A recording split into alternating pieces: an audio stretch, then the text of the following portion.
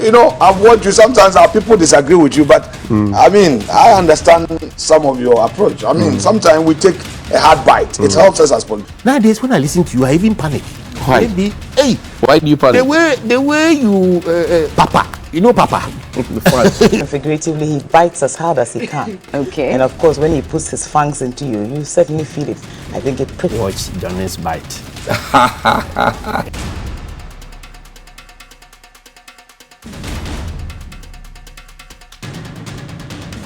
Bismillahir Rahmanir Rahim. Alhamdulillah Rabbil Alameen. Hasbunallah wa ni'mal wakil. The Lord is my light and my salvation. Whom shall I fear? And yea, though I walk through the valley of the shadow of death, I will fear no evil, for you art with me. Thy rod and thy staff, they comfort me. Thou preparest a table before me in the presence of my enemies. You anoint my head with oil, my cup overflows, and surely goodness and mercy shall follow me all the days of my life. And I will dwell in the house of the Lord forever and ever. Amen. Assalamu alaikum. It's Wednesday. Welcome to Johnnie's Bite. Today is my day, just as that of the president and many other Wednesday borns across the world who watch. Thank you very much for all those who pray and spend a minute to meditate on my behalf. I'm grateful. Well, this morning I have a question. And the question is that not so long ago, we were told by Dr. Baumia that because of free SHS, the demand for house girls or housemaids had reduced. Dr. Baumia said that. So now I've been asking this question as to how a cabinet minister by the name of Cecilia Dapa had a housemaid who was also a school-going age. Did we consider taking her to school, or did we even consider introducing her to TVET, which is also a key project of this the government? I'm only asking. And at what age was she employed? Because at 17, you are not fit to be legally employed. You are still a minor. So, and it is obvious that the way things are going, the lady in question, the butcher lady, is not a relative, because the argument has been made that, oh, she could be a relative who was living with her auntie or grandma and also going to school on the side or trying to learn for life. So I'm asking these questions. I'm only asking. Was she a relative? Was she not? Was she working there? Was she a minor? Could she have been taken to school? Could she have been introduced to TVET? How much was she being paid? Was it taxable? Was her SNIT being paid? Should she have been there in the first place? I leave that question to the child rights people, because I've seen Bright Appiah write a very beautiful thing and advising the Ministry of Education on what to do and all of that. He agrees with me in principle that, look, to suspend the victim as well is a non-starter. But he has given steps that could be taken. And I think that if we focus on those ones, we will be fine. So kudos to Bright Appiah and his Child Rights International. But this morning, yesterday, I heard a very good citizen of this country, and he repeated some of the things that we had tabled here many, many times. I have been particularly worried about how our state-owned enterprises have been administered. Thankfully, he spoke about it with more depth. He had more elaborate words, and he gave some very good forward-looking ideas that we could pay attention to. He spoke at the British Council in Accra. It was a Joy FM event, and we called this video from Joy News. Listen to Mr. Yansako. The executive, ultimately the president, not appoint these boards. What then explains these furiously blinking lights of trouble on the deck? Let us get straight to the point. If you turn public sector boards into a dumping ground to reward party loyalists who did not make it to cabinet or parliament, you take an excessively elevated risk. Many serious countries like China, Singapore, Rwanda, South Korea, and so on treat public sector boards as one of their major delivery vehicles for executing public policy. They put the absolute best resources they can get from their societies on these boards. And in some cases, they reach out for the best available in the world, period. It is true what they say about garbage in, garbage out. If you turn public sector boards into dumping grounds for their unplaced from your campaign trail, you will reap dysfunction. That is a predictable outcome. The two processes, campaigning and corporate governance, are not the same. Sometimes a campaign trail in our country needs more brawn than brain. We know about the vigilantes and macho men that constantly threaten our peace during election periods. You find all sorts among them, even criminal elements. You cannot transplant such characters straight from the hairy belly of campaign trails to boardrooms and not expect considerable chaos. Some people have extraordinarily little clue of what corporate governance is all about. Such people are totally beholden to political authorities for their continuation as board members. How do they then confront poor governance, which directors must do when necessary? There are many whose only idea of leadership prior to joining one of these boards was of traditional leaders with divine rights. They too become board chairpersons and board persons and assume they must enjoy the divine rights of kings. Modern corporate governance requires tremendous capability. The responsibilities on boards are onerous. It is easy to end up in jail as a board member if you are not diligent and courageous.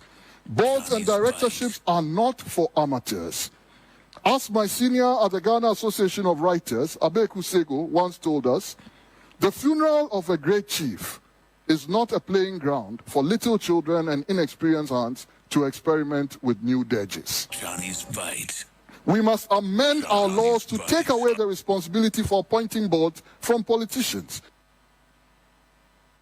That was Mr. Yaw Nsako, and he repeated some of the things that were said here. Maybe, just maybe, because it's coming from him now, he will not be looked at like, oh, he's a journalist. They discard the things that we say. But he will be looked at because he spoke a lot of sense, as we've been doing here. I've said these things before. And I've even spoken about work experience, managerial experience, and directorial experience in the scheme of things. So the moment you are put at the board level, that means that you have directorial experience because you have had work experience, you have had managerial experience, and now you are at the directorial level. So that you have what it takes to be able to guide and direct. And in any serious country, there's no way that a chief executive or a managing director will think of him or himself as him or herself as being more powerful than the board that is supposed to supervise his work and direct it. But at GIHOC, it appears we have that situation. 24 people, as we speak, have been asked to proceed on leave. And I showed that letter to you here. 24 people have been asked to proceed on leave. A lot more. Now, they have been told not to return. And security has been ordered not to allow them to return to the company. Extension of leave, that's what they call it. So you go on leave. Remember, I asked that question. How do you go on leave and not know when you return? If you go to the SIGA website, the body that's supposed to be supervising them, it talks about good corporate governance. Production people, transport officer, technical assistant, blah, blah, blah, all of them. They have been asked to go, and yet they cannot come back. And for the whole month of July, my information is that GIHOC has not produced. But today is the 26th. If things were working well, workers of GIHOC may be getting their salaries, even though we know on record that their salaries have been delaying. And yet, we are quiet. They will be paid their monies. For what work done, I don't know. Does it contribute to causing financial loss to the state? Whoever sat and took the decision, because that's what Mr. Yaw Nsako said. He said that they may not even know that they could be candidates for jail. 24 of them. Admin, general office, technical. And last time I told you how the technical people had gone, so the generator could not be operated because it was an intern who was there, and production has not happened. Show me that factory. Production has not happened for the whole month of July. That's my information. GIHOC. The whole month of July. All these names. So your Herbafrick, your Castlebridge, your Madingo, your Takai, all those things have not been produced. Now, let's see the mission of GIHOC. GIHOC was set up in 1958 as one of the foremost in West Africa. In fact, it was the first and only modern distillery in West Africa at the time. What is their mission is to produce, which I've told you has not happened this month, and market high-quality alcoholic and non-alcoholic beverages. That's their mission. What's their vision? They are supposed to produce and market high-quality drinks Now, their vision is to be the most preferred alcoholic company, returning great profit. Note it. The most preferred alcoholic company, returning great profit. That is their vision. They are supposed to be returning great profit. Since we have to minimize this so that we can see it. We can't read everything. They are supposed to be returning great profit. That is their vision. The vision is that they are supposed to be returning great profit to the stakeholders. This is what I pulled this from the website of GIHOC. So number one, they are not producing. Number two, they are not returning great profit because they owe their suppliers. Their salaries are delaying. They have defaulted in SNIT payments. They have defaulted in Tier 2. They have defaulted in many other payments. Suppliers are not happy with them. Production is not going on. And the quantities that are being produced are being lowered. Yet more people have been employed. And yet everything looks nyama, but everybody is sitting pretty. Now there's a board at GIHOC. This morning I want to appeal to the board. A board led by a former soldier. Squadron leader Battels. Let's see their photos. Let's see the photos of the beautiful board members at GIHOC. I just want us to see their because when the account says opening wofie na se ewin nanka se ka nanka we for okaho. The first one, the man in the suit. Show me that one first. The GIHOC board members. I'll show you their pictures. That's squadron leader. Squadron leader. Fitzgerald Ebenezer Ebo Battels. There's Honorable Maxwell Kofi Juma. He is the boss of the place. There's Mr. Moses Osei Bonsu. There's Madam Gifty Ama Asantua Ban. There is Honorable George Kwame Abuaji. There is Mrs. Annette Obenewa Educhum. There is Madam Esther Obechebi Lamte. I'll go over the names again. There's squadron leader Fitzgerald Ebo Battels. There is Honorable Maxwell Kofi Juma. There is Moses Osei Bonsu. Madam Gifty Ama Asantua Ban. Honorable George Kwame Abuaji. Mrs. Annette Obenewa Educhum. Madam Esther Obechebi Lamte. I don't think I need to show them how to do board work. But if there's a problem and the Deputy Minister for Trade or Trebefi has had cause to come there sometime in May to assure the workers. And then the new Minister for Trade, Honorable Katie Hammond, has come to GIHOC. I know on authority that the gentlemen at SIGA, led by Ambassador Boateng, have also come to GIHOC. I know that ICU, National, they have also come to GIHOC. Then it raises concerns about how the board is conducting itself and why the different layers that I've mentioned, minister, deputy minister, SIGA boss, ICU, the unions, they have all come there to GIHOC. But there's a board led by a squadron leader, soldier. I showed you their pictures this morning. If you know them, maybe they are all watching, tell them that I've showed their pictures. And the question that we're asking is, per the mission and vision, they are supposed to produce a market.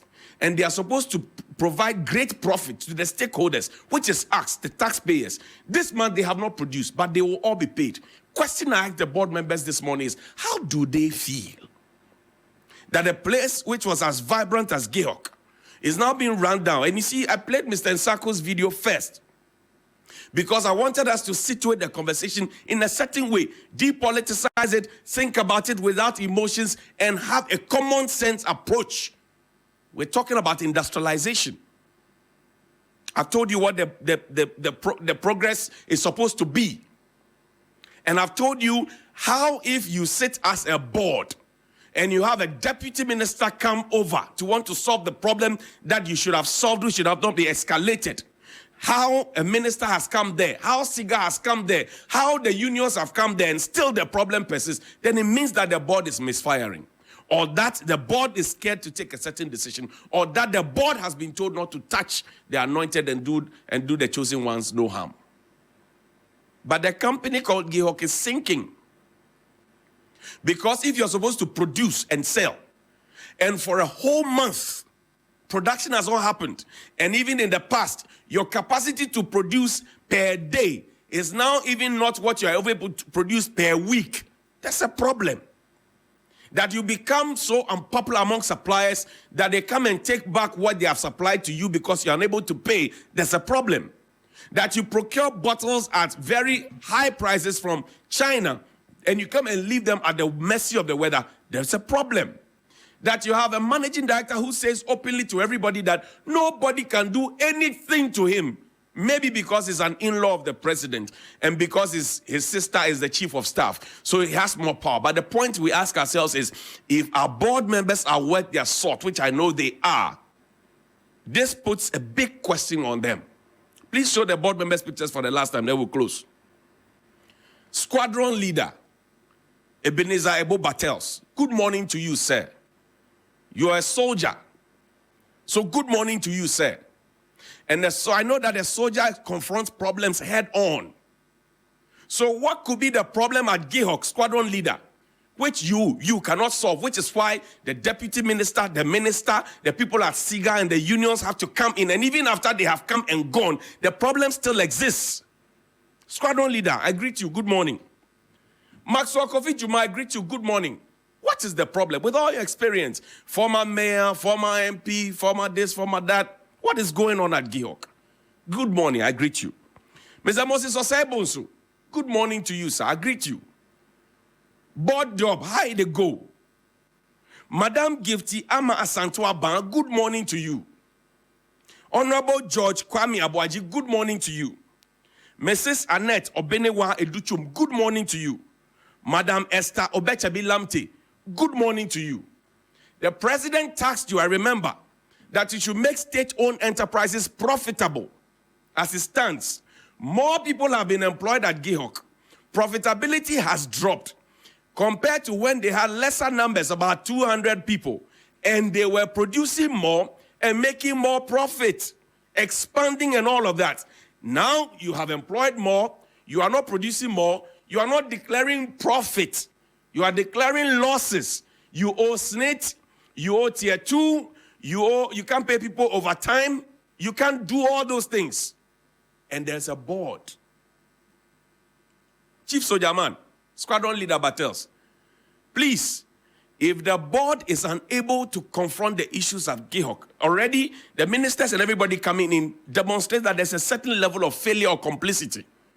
If the board is not able to deal with it, it is better to quit than to have your name dragged along in a certain mud that you are not comfortable with. Very respectable people in society who have risen through the ranks, have served their motherland. This should not be your reward. And if this is happening under your noses, it is not good. Let the words of Mr. Yaw Nsaku be a reminder this morning that you have brain and not brawn. That if you watch and sit and stare and the thing goes bad, you could be a candidate for jail. That the board is supposed to demonstrate a certain quality, directorial experience. That as a country we deserve better. That your charge is to be profitable and not to run us down the doldrum. Good morning.